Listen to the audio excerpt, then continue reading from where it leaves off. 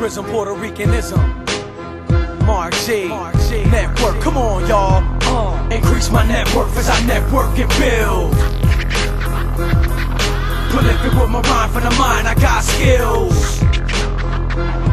Kick you with the snare and the bass to make your chest hurt. Yo, we network, get together, put in the best work.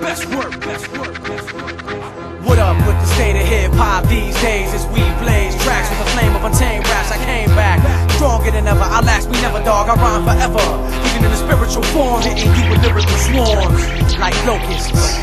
You know I'm on point, I stay focused like Jet Li. Got G-Man clones like Presley, tripping to be a legend living. May God bless me when it's over. Take punch drunk punks, I stay sober. More heat for your buck with the luck of a 4-leaf clover. My lucky charm, to harm me, you must be armed with straps, calicos, Glock 9s, all your gas. My weapon of choice is bricks, knives, bottles, and bats. What up, it's your boy PRism. I'm chilling with the man who brought you the Network Crew albums, the man who has worked with artists all over Chicago, the man that like presented us with beats, and we as a crew were able to sit back and say, yo, we got a selection of dope tracks to give you the project that we were able to give you when we were at the peak of our creativity. And you know, Marc Gee, I definitely wanted to point that out because at this point in time, like, have you even reached your peak in your creativity?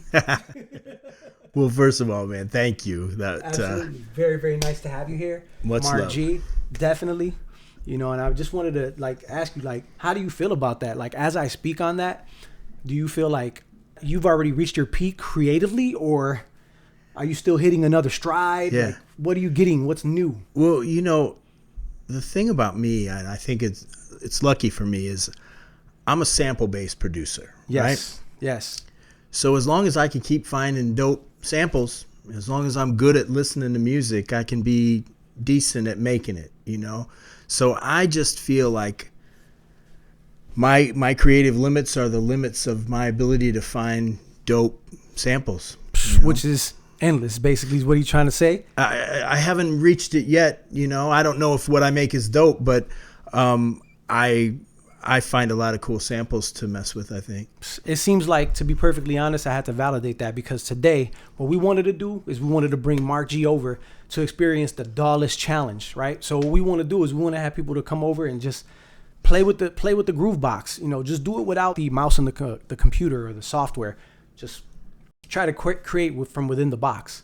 And Marc Gee was able to find that sample, right? Find that piece of music and manipulate it almost instantly to create a new classic. So as I sat there and literally witnessed it myself, it was an honor to witness it. Oh, so, man, like, thank you. I don't know about classic, and I don't even know if it's good. I picked the record because it was one of my mom's favorites, Carole King, Tapestry. And we kind of got lucky and found a cool little piano thing. And, you know, I don't try to overstate what we do as hip-hop producers. You find a dope piece of music, you make a 4-bar loop, you add some stuff to it, and you hope an MC wants to rap over it. I mean, that's pretty much what I've done. But, man, thank you. You know, I enjoy digging loops and making, you know, beats out of them. You're creating, you know what I'm saying? He's just being creative, you know what I mean? And what I also have to say and add to that was the fact that we have to remember, he came here and got away from his normal, you know, setup in terms of how he makes beats in his comfort zone and literally try to learn a completely new piece of equipment and try to create a beat. So that was even further impressive. How did it feel while you were on the groove box? Kind of like, it's almost like a throwback to the future. You know what I mean? I'll tell you what. Pad still, you could sample, crazy. But you could do, you know what I mean? That's a deep box. Yeah. Very deep box. I had a lot of fun because, you know, most of the stuff that we did together back, you know, in the crew days, well, it's always crew, but you know what I mean. That was all on the MPC 2000. So I was on that forever. But for about the last 12 years, I've been on Maschine. And it was a really nice throwback because it acts like an MPC, but it's so full of sounds and incredible stuff that it was really fun messing with that. I want to do this again. Absolutely, man. Yeah. You know, you definitely, that's one of the whole points of having this space is just being able to, you know, facilitate people to be in a creative zone, you know, whether it's dropping rhymes, you know what I'm saying, on a beat or creating beats. But making music in general, you know what I'm saying, is the focus. And that's the common ground that he and I have always had. That's how we came into contact with one another. But in fact, I just wanted to ask you, how was the order of the network crew built? Like, how did it come about? Because you're the one in the crowd, right, who makes the beats, right? And we're the MCs. So like, you had to have seen it from, you know, the genesis, like from the beginning of it. How did that actually work out? Well, yeah, I'll tell you, I made a record for a group when I first got here to Chicago. This is probably Originally from Osceola, Indiana. Let's go. They had an album release party, and so it was at the Cotton Club out south, and Monsoon was the opening act, and he did a song over the Elevators beat. And I waited for him after a set, and I said, "Man, you're really good. Why don't you have any beats?" You know, so at that point we kind of clicked up, and we did his first album, and then we wanted people to listen to it. So it was just him and I doing open mics and things like that. Complex Simplicity? Complex Simplicity, yep. Yes. Shout out to Complex Simplicity, bro. How many years has it been 20 now? years. Incredible. 2003 released. Incredible. So Monsoon Starra, big shout out. Big shout out to Monsoon, my brother.